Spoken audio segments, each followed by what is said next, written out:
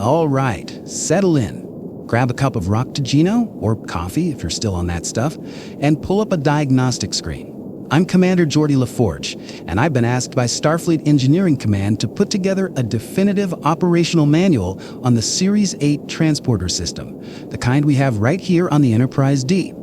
They wanted something by the book, but let's be honest, the best way to understand a machine this beautiful is to hear it from someone who spent more time with his hands inside its plasma conduits than in the mess hall. This isn't just a device for getting from point A to point B. It's a miracle of quantum mechanics, a testament to centuries of scientific achievement, and on a Tuesday when your primary shuttle bay is offline, it's your best friend. But it's also a machine that demands respect. It breaks down a human being, or a Cardassian, or a potted palm for that matter, into a stream of subatomic particles, holds them in a state of quantum limbo, and then puts them back together, hopefully with all their bits in the right place. There's no room for close enough in transporter operations. Every single time that platform hums to life, you are holding someone's existence in your hands. So pay attention. We're going to go through the system, from the emitter pads to the Hensenberg compensators. And by the time we're done, you'll not only know how it works, but why it works. Let's get our hands dirty.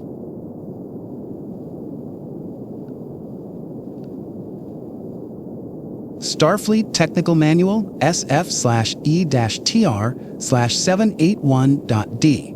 Subject: Matter and Energy Transporter, LCARS Series 8. Authored by Commander Geordi Laforge, Chief Engineer, USS Enterprise, NCC 1701D.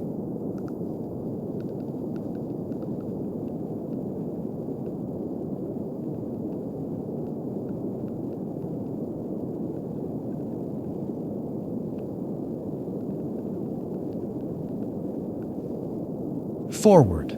More than a magic trick. Before we dive into phase transition coils and annular confinement beams, I want you to forget everything you've seen in historical dramas. Transporters aren't magic. They are the application of some of the most complex physics the Federation has ever mastered. The core principle is, of course, Albert Einstein's famous equation, E equals mc squared. Energy equals mass times the speed of light squared. This simple, elegant formula is the bedrock upon which all of this is built. It tells us that mass and energy are two sides of the same coin. A transporter doesn't destroy a person and create a copy. If it did, we'd be having a long and very uncomfortable conversation with the ship's counselor about the nature of the soul. No, what it does is far more intricate. It converts an object's mass into a stable, transmissible energy state, the matter stream, while simultaneously recording its quantum state down to the last quark. It then transmits that matter stream and the quantum state information to a destination, where the process is reversed. You are not a copy. You are you, just reassembled. It's like taking a castle made of billions of tiny magnetic blocks, recording the exact position and orientation of every single block, dissolving the blocks into a cloud of iron filings, moving the cloud, and then using your recording to perfectly reassemble the castle. Simple, right? Of course not. But that's why we're here. Let's break it down.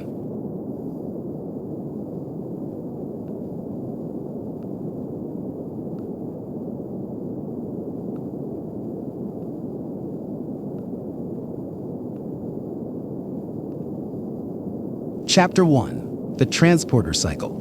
A step-by-step operational breakdown.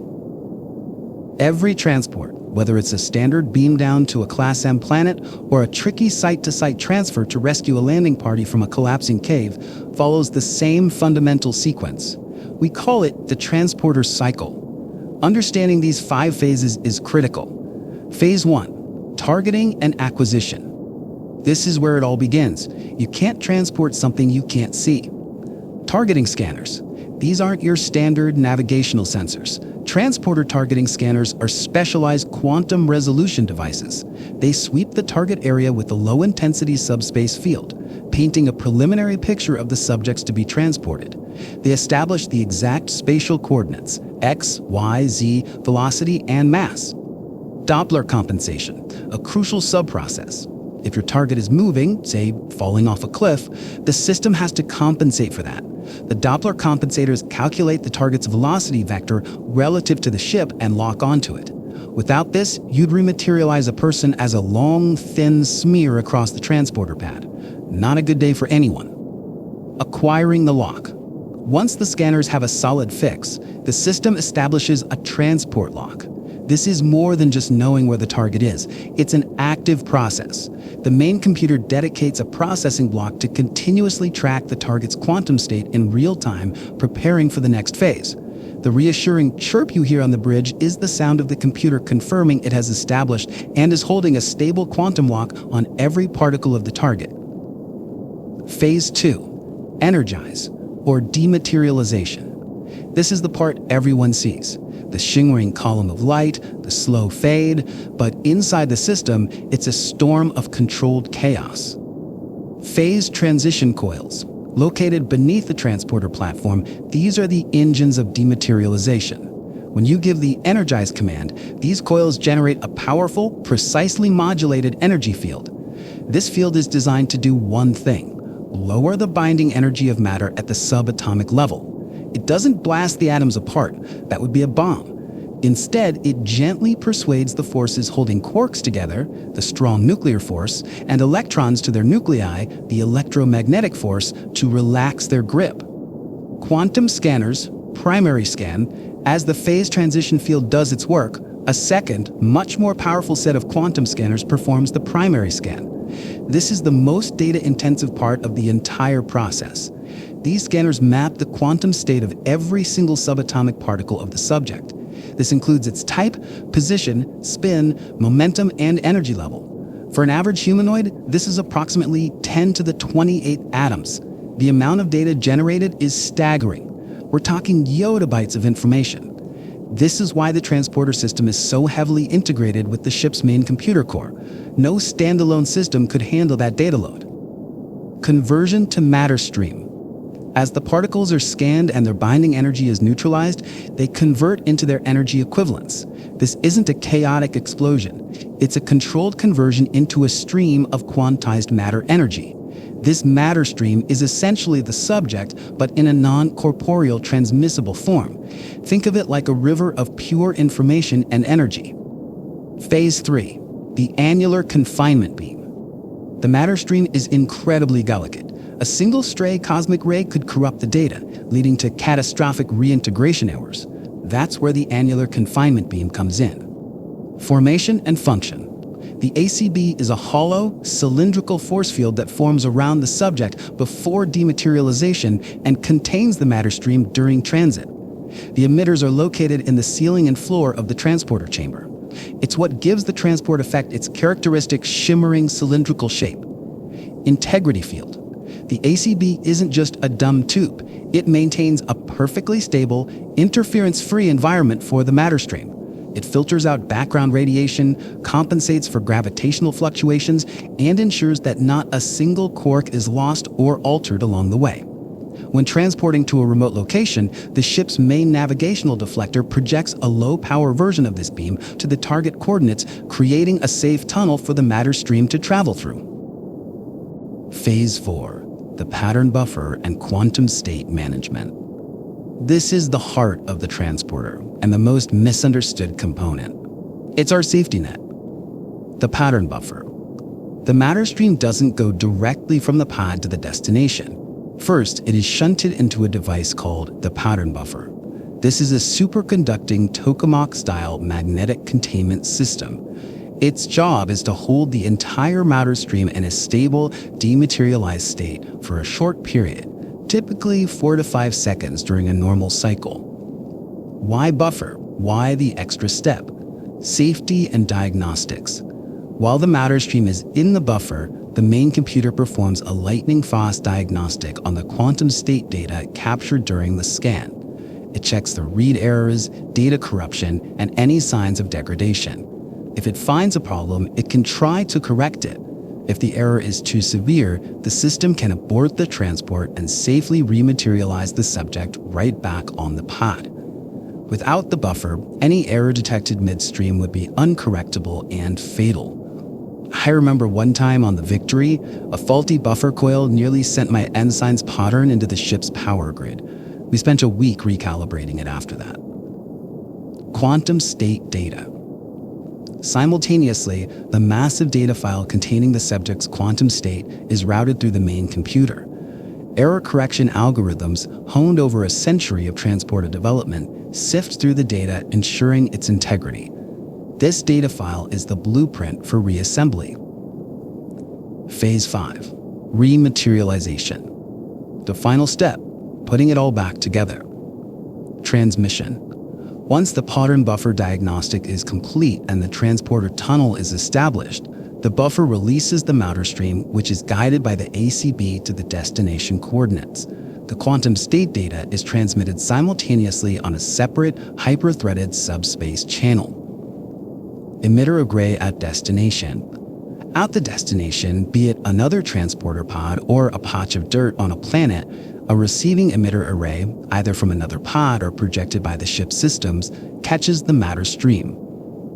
The reverse process. Rematerialization is the dematerialization process in reverse. The emitter array uses the quantum blueprint data to guide each particle back to its original position. The phase transition coils at the destination, or their projected equivalent, work to restore the subatomic binding energies. Electrons are returned to their proper orbitals, quarks are rebound into protons and neutrons, and atoms are reassembled into molecules. Final integration. As the subject's form solidifies, the ACB gently fades and the system is complete. There runs a final low-level bias scan to ensure everything is where it should be. If all is well, the transport lock is released and the computer chimes to signal a successful transport. That in a nutshell is the cycle. From lock-on to rematerialization, the whole process for a standard transport takes about 10 seconds. 10 seconds of the most intense, high-stakes data processing and energy manipulation imaginable. Chapter 2. Key hardware components, a hands-on guide. Now that we know the process, let's talk about the hardware that makes it happen. Knowing these components, what they do, and what they sound like when they're about to fail is the mark of a good engineer. 1. The transporter platform and emitter pods. The iconic glowing circles on the floor aren't just for show. Primary emitters. These pods are the focal points for the annular confinement beam and the phase transition field. They're made of a crystalline silicon duranium alloy that can handle the massive energy flux without vaporizing. They contain a network of micro-emitters that shape the initial fields. Biosensors. Embedded within the pods are high-resolution biological sensors. These perform the initial bioscan when someone steps onto the platform, verifying life signs and cataloging the biological structure. This is the first line of defense for the biofilters. 2. Phase transition coils. These are the workhorses of the system. Location and function. Housed in the subject directly below the transporter platform, these are massive superconducting coils. During dematerialization, they are flooded with terawatts of power from the ship's electroplasma system, EPS. They generate the field that coaxes matter into its energy state. Maintenance. These coils need constant monitoring. A misaligned coil can create an uneven field, leading to partial dematerialization, a horrifying prospect. We run a level 3 diagnostic on the coil alignment every 72 hours. Listen for a high-frequency whine during the energy up sequence. It can be an early sign of coil stress. 3. A pattern buffer. As I said, this is our safety net. Structure. It's a toroidal or donut-shaped chamber lined with niobium titanium superconducting magnets. The matter stream is suspended within this magnetic bottle as a swirling vortex of energy. Redundancy. The Galaxy-class system has 4 primary pattern buffers per transporter room, with 2 additional emergency buffers linked to the environmental systems. In a catastrophic failure, we can sometimes shunt a pattern into the emergency system, but the degradation clock starts ticking fast. A pattern can only be held in a standard buffer for about 420 seconds, 7 minutes, before quantum decoherence begins to corrupt the signal beyond repair. Chief O'Brien and I once managed to rig a diagnostic cycle loop to hold a pattern for almost 10 minutes, but I wouldn't recommend it. The computer was screaming at us the whole time. 4. The Heisenberg compensators. The Heisenberg compensator. If I had a nickel for every time a cadet asked me how this works, I'd have a lot of nickels. The problem. Werner Heisenberg's uncertainty principle is the bane of transporter engineering. It states that you cannot simultaneously know the exact position and the exact momentum of a subatomic particle. The more precisely you measure one, the less precisely you know the other. So how can we possibly scan both to reassemble a person? If we get the position right, but the momentum wrong, every atom in your body rematerializes with a random velocity. You'd reappear as a rapidly expanding cloud of hot gas. The solution. The Heisenberg compensator is, frankly, the piece of technology that makes this all possible. It's a set of processors that operate in a state of controlled quantum flux. In essence, they don't break the uncertainty principle. That's impossible. Instead, they exploit it. By creating a series of incredibly rapid, microscale subspace infoldings, they perform a vast number of simultaneous measurements of a particle's quantum state from different reference frames. It's like having a billion tiny flashlights blinking for a femtosecond all around the firefly from every conceivable angle. No single measurement is perfect, but by collating the data from all a billion blinks through a quantum correlator, the computer can create a statistical model of the particle's quantum state that is so accurate that it might as well be perfect. It's a cosmic shell game, and the computer is programmed to always win. Don't ask me for the math. It would make a Vulcan's head spin. 5. Biofilters. One of the most important safety systems. The transporter can be used to transport non-native life forms, viruses, bacteria, and other contaminants. The biofilter is our quarantine officer. Function. During the initial scan and again while the pattern is in the buffer, the biofilter data stream is cross-referenced against the subject's known medical records and a comprehensive database of pathogenic organisms. It scans for any molecular structures that don't belong. Automated quarantine. If it finds a foreign biological or chemical agent, it can excise it from the pattern before rematerialization. This is how we can beam someone up from a plague-ridden planet and have them arrive in sickbay perfectly healthy. It has its limits, of course. It can't filter out complex nanoprobes or symbiotic organisms without a specific instruction set, as the system might interpret them as part of the host. Always run a full bioscan with a medical officer present if you suspect something exotic. 6. Targeting scanners. These are the eyes of the transporter. Range and resolution. On the Enterprise D, our targeting scanners have a maximum effective range of 40,000 kilometers under ideal conditions. Atmospheric interference, EM fields, and certain geological formations can reduce that significantly. They can resolve a target down to the centimeter, which is good enough to lock onto a single person, but the quantum scanners handle the subatomic resolution during the actual transport.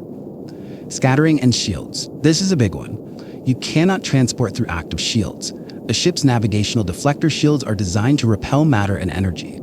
Trying to push a matter stream through them is like trying to push water through solid rock. The signal will scatter and the pattern will be irretrievably lost. Some types of radiation, like the kind found in the briar patch, can also cause transporter scattering, making a lock impossible. Always check with the ops station for local environmental conditions before initiating a transport. Chapter 3. The software, the soul of the machine.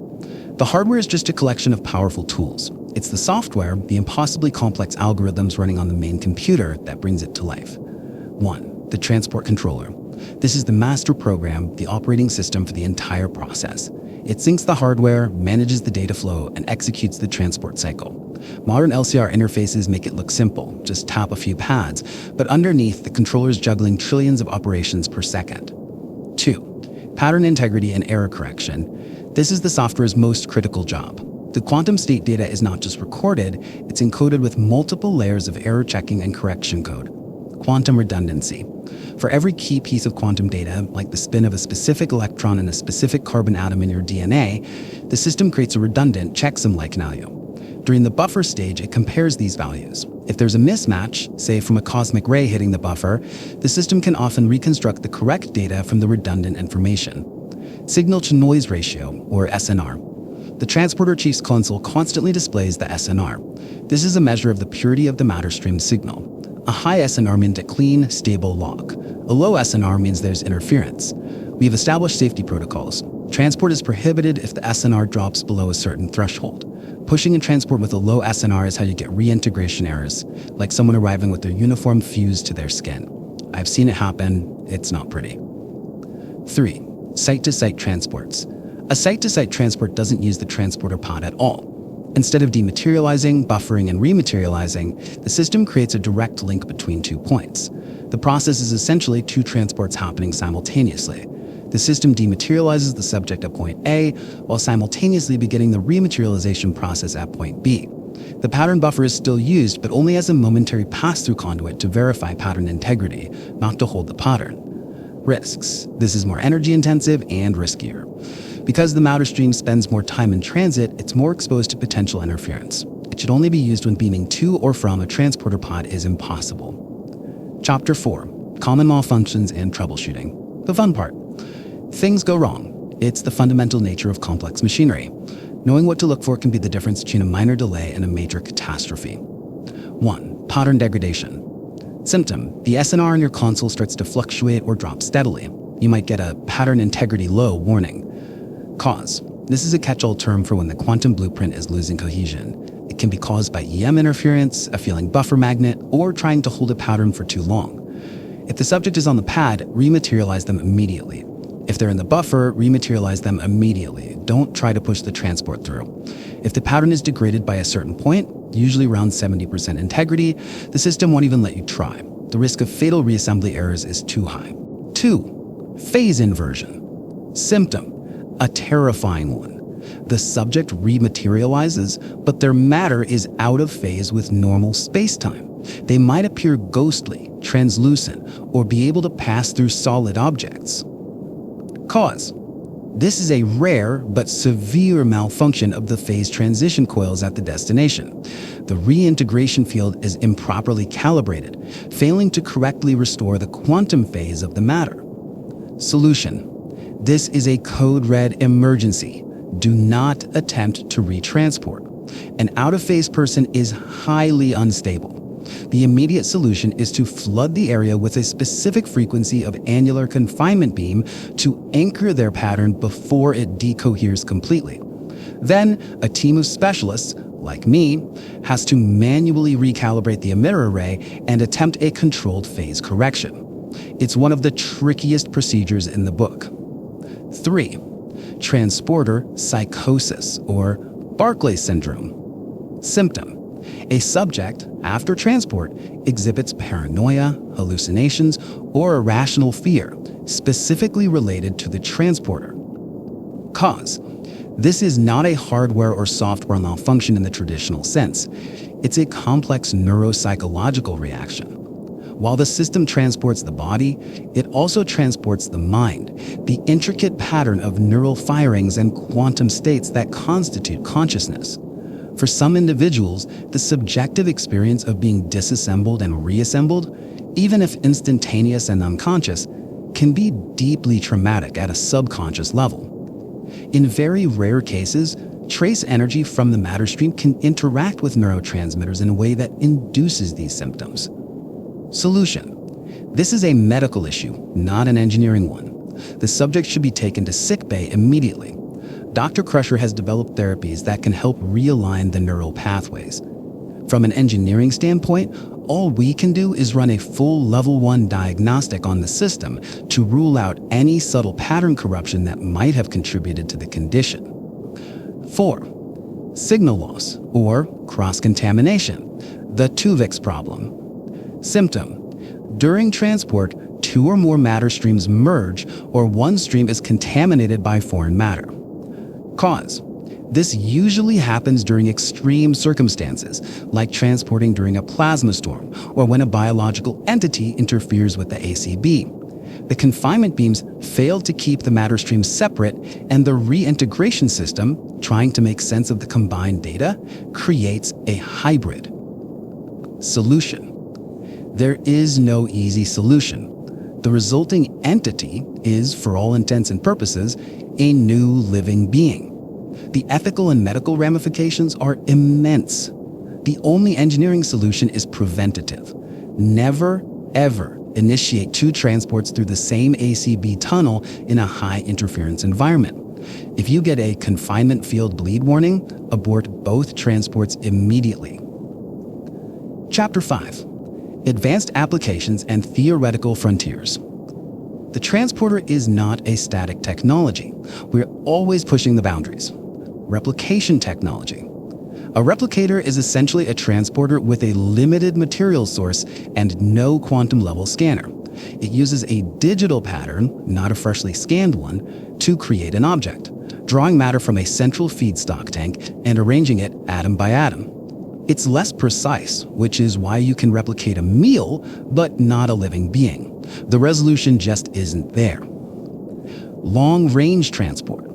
By using a subspace vortex, it's theoretically possible to transport a person across interstellar distances.